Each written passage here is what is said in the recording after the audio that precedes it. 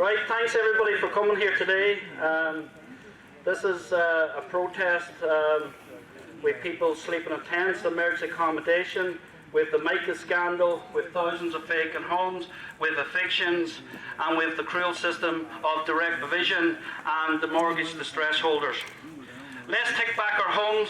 Hundreds of thousands of tenants are hit by the unprecedented hikes in rent, evictions and poor housing conditions. Hundreds of thousands of people are stuck in family and extended relatives' homes, overcrowded accommodation, and thousands are couch surfing and homelessness. As the housing struggle continues, the landlords, developers and investors are sitting on empty homes and empty land. This is affecting us all. Enough is enough. The few in power have sat in their hands for too long as the many suffer. We will make real change, meaningful change in the housing provision in absence of those nice on paper policies such as rent pressure zones are not translating to reality. When your leaders lack leadership, it's time to take the reins. Let's take back our homes. The housing crisis is an island-wide problem. It affects different areas in different ways. Both have similar causes and effects. That's why a strong support of a movement across the entire island is important. Mica are a group of homeowners lobbying to have their homes fixed. We have all Mica in the blocks of our home. It means that over the time they deteriorate on both the inner and outer leaves.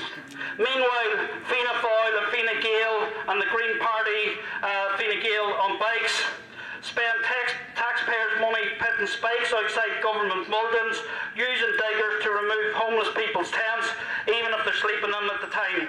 Fianna Fáil and Fine Gael and the Greens will never do any good for the homeless. Nothing owned by the state after 25 years. This was today. Where would these tenants go if this was year 25? A hotel or a B&B? Almost 1,000 social homes leased from investment funds in Dublin. Mortgage arrears and housing is a massive elephant. 55,000 households and mortgage arrears, 24,000 long term. Banks, vultures say 16,000 households, 45 people will lose their homes. Yet the spin as all okay continues. There are already 62,000 on the housing list and 8,500 in emergency accommodation. It's time to grow the movement to grow. We are calling on all grassroots, housing activists, community groups nationwide to take action in their own areas. Action could be anything from pickets, info stalls, door knocking, protests, creative action to occupation. There needs to be a turning point. This needs to be, at the moment, we need to mobilise together. Direct provision must end. It's a cruel system. Whoever lives here belongs here. And I'm going to end up by saying, as the government will say, we are in this together. We are not in this together. And the banks and vulture funds, like the government, are not to be trusted.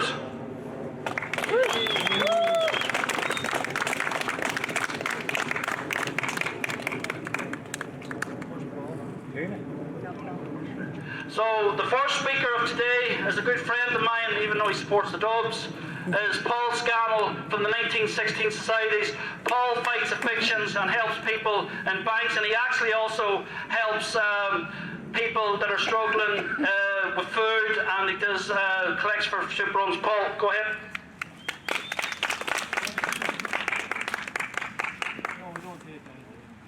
First of all, I want to say it's an absolute shame that so few people have turned up here today. You know, we cannot continue fighting for people who are not prepared to fight for themselves. We've been at this for the last 10 years, going into court, stopping evictions. We've been very successful, but you know, it's very disheartening to see the turnout here today. So I just want to thank the organisers of Ireland Housing Action Protest for the opportunity to speak here today. It is fitting that we are here outside the residence of the so-called President of Ireland, Michael D. Higgins. This is the former residence of the Lord Lieutenant of Ireland, the head of the British administration in Ireland. On the 6th of May 1882, here on Cavendish Avenue, the Chief Secretary of Ireland, Frederick Cavendish, and his Under-Secretary Thomas Henry Burke were assassinated by members of the Irish National Invincibles.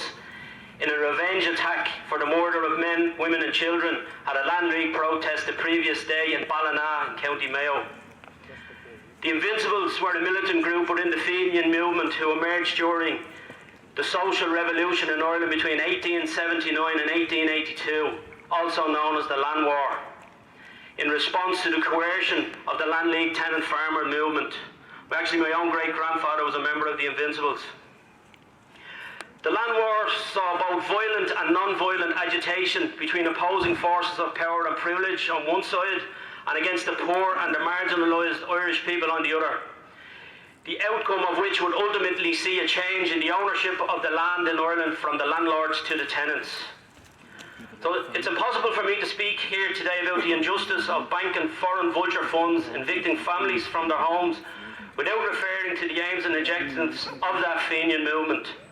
Those aims and objectives were realised when the Irish Republic was proclaimed and armed on Easter week 1916 and were ratified by the democratic will of the people of Ireland with the establishment of Dáil Éireann on the 21st of January 1919. The 1916 proclamation and the democratic programme for Dáil Éireann laid out a political agenda based upon national self-determination, social and economic justice for all the people. They set out the ideal of cherishing all the children of the nation equally and claiming the ownership and wealth of Ireland for the people of Ireland and of securing political, social and economic freedom.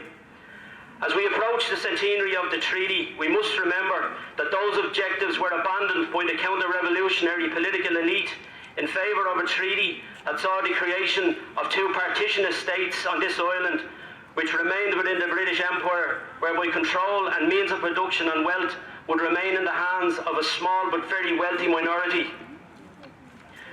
During the treaty debates, Lee Mello stated it would be folly to destroy English tyranny in order to erect a domestic tyranny that would need another revolution to free the people. The Irish Republic stands therefore for the ownership of Ireland by the people of Ireland. It means that the means and process of production must not be used for the profit and aggrandisement of any group or class, and that's exactly what has happened in this state.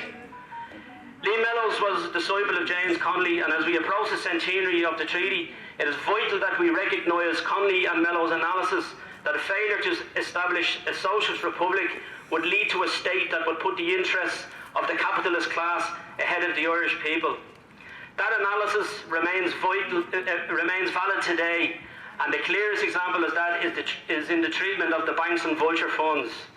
We cannot underestimate the political importance and the revolutionary intent of the democratic programme for Dáil Éireann.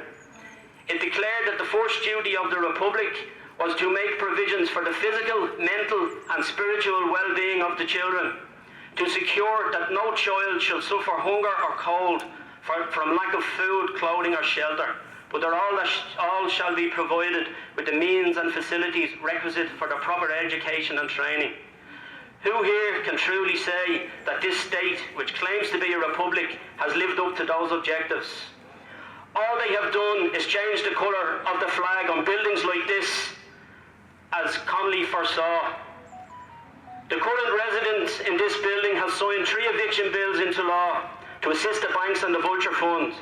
And last year he signed a bill to allow vultures to use hearsay evidence in court, again to facilitate the eviction of the Irish people. This state is a prime example of what happens when capitalism and imperialism are permitted to run rampant and unrestrained. The blue shirts, Fianna Fáil, Labour and the Greens rolled out the red carpet to the international vulture and REIT cuckoo funds to feed off the carcass of the Irish people, evicting families and pushing rents up to unprecedented levels. The banks were bailed out, given tax-free status for 20 years. They're now making millions in profits and paying no taxes while they put our people onto the streets. They remain unaccountable for the suicide epidemic that they have caused. Thousands of families struggle to hold on to their homes, and for many it's a choice between heating or eating. Thousands more will face the eviction courts due to losing their income because of COVID, with children going to school hungry. That is a harsh reality of life for many people in Ireland today. The national homeless crisis, where is a dependence on charitable food banks, the modern reincarnation of the soup kitchens. Homeless children are forced to eat food sitting on sheets of cardboard. That is the everyday reality for many people in almost every town and city right across the island, north and south.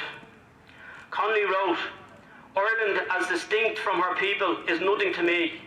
And the man who is bubbling over with love and enthusiasm for Ireland and yet can pass unmoved through our streets and witness all the wrong and suffering, shame and degradation wrought upon the people of Ireland, yea, wrought by Irishmen upon Irishmen and women without burning to end it, is in my opinion a fraud and a liar in his heart, no matter how he loves that combination of chemical elements he is pleased to call Ireland." In 2021, the frauds and the liars are found here in the former Lord Lieutenant's home. They're found in the cesspit of corruption in Leinster House and in the eviction courts around the country. The definition of corruption, according to the Oxford English Dictionary, is dishonest or illegal behaviour, especially of people in authority. The courts and judiciary are masters at corruption. They like to give the impression that they are the well-heeled moral authority of this state. However, this couldn't be further from the truth. Ask anybody who is currently fighting a bank or a vulture fund if they receive a fair and impartial hearing, and you'll be told time and time again, no. Hard evidence of an example of this corruption was uncovered recently when a comrade of ours went into the Circuit Court office to review a court file. What was discovered was correspondence between the vulture fund solicitors and court staff orchestrating dates for the hearing to benefit the fund and to adjourn applications the family had pending their eviction. What was also uncovered was emails between the judge and court staff where the judge was aware of certain irregularities in the case but went ahead with the hearing and stated to the man that he would jail him at that time if the law permitted. So we have judges ignoring a multitude of defences that this man had, ignoring court rules and corresponding with vulture fund solicitors through his staff to orchestrate the man's arrest before he could make his own applications to the court, all in favour of a vulture fund. This man was actually arrested by the Gardaí on his way to work.